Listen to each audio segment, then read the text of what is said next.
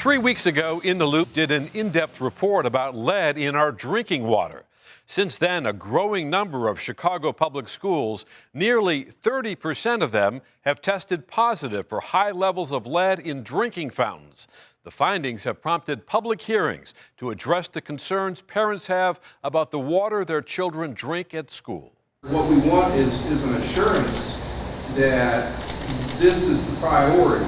Richard Myers, who will be sending his daughter to Jamison Elementary on the Northwest Side this fall, spoke up during a sparsely attended public hearing at Mather High School in West Rogers Park. School CEO Forrest Claypool assured Myers and other parents that cost is not an issue when it comes to providing safe drinking water for Chicago school children. But Claypool did not say where the financially strapped district would get the money.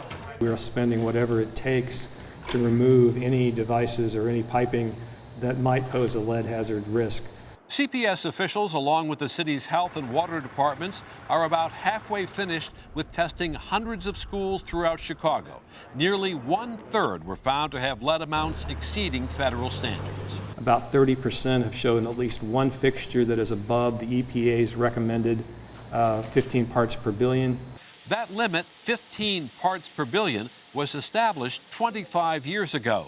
Despite that threshold set by the EPA, the government agency admits its own limits are too high and that no amount of lead is safe, especially for children. It can lead to behavior and learning problems, lower IQ and hyperactivity, hearing loss, and anemia.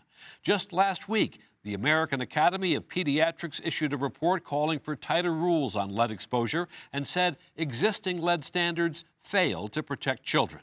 The few people who did attend the public hearing seemed satisfied with how CPS is handling the situation, including community activist Sandra Loss, who lives on the Northwest Side.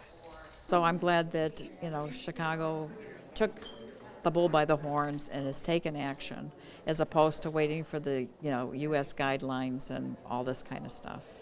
But Richard Myers is not convinced by what he heard at the public hearing.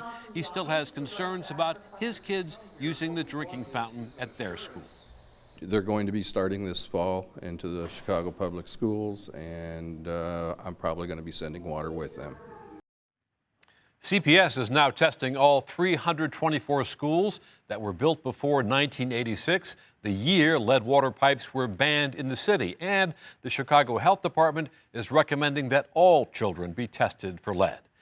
Joining us now to talk more about the lead and the water crisis and other trending stories are Mays Jackson, political analyst with the Intelligence Group, Angel Garcia, President Emeritus for the Chicago Young Republicans, and Saul Flores, Executive Director of the community-based organization La Casa Norte, and welcome, everyone.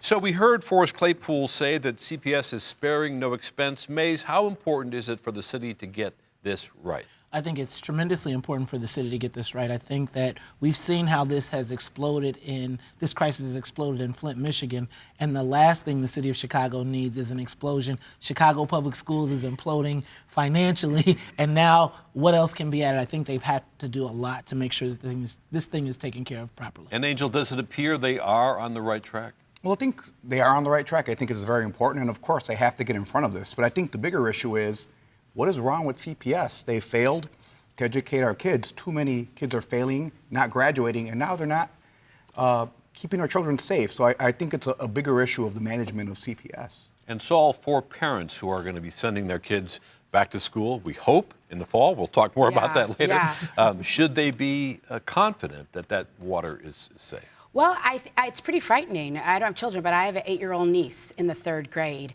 and I would recommend that we take bottled water now until we are clear. And here's the thing, we should be overly confident that the drinking water is safe. And I think it's incumbent upon the administrators to get us there. When this story first broke, it seemed as if city officials were saying, look, this is limited to a handful of schools on the south and west side. Now, as this testing progresses, it appears it's a citywide issue, nearly 1 in 3 schools, every single neighborhood. And Mays, did the city downplay the significance of this? I think the city definitely downplayed the significance. I think that when you look at the comments that perhaps the governor has made and just everything that has happened with CPS and how they're trying to portray it as a great institution, but we continue to see structural flaws and structural errors. And so I think what we've got to do here is really take a holistic look at CPS, look at the whole thing, and really try and figure out solutions. And I don't think it's just going to be based, I don't think we can just take one-off approaches. Angel? Well, totally correct. We have to start from the bottom up. CPS has failed, and I think we have to look at what ways we can restructure it and making structural changes, because our children are our biggest asset, and this is unacceptable. And Chris, you know, I think I pay $16,000 additional a year to send my kids to private school to try and make sure that they're safe, to make sure that the schools are opening on time. And this crisis is just one more reason why I think we really have to examine what we have going on at CPS. This is water. It's food, water, and shelter are like the most basic things. I think it's also, though, it speaks to other public infrastructure issues. So this goes beyond our school buildings, right? I mean, we need to examine, is it water safe in our neighborhoods? You know, what's happening at park districts? I mean, what's happening with our police stations? Other facilities that the public takes as being a safe place to be in and spend time with their family.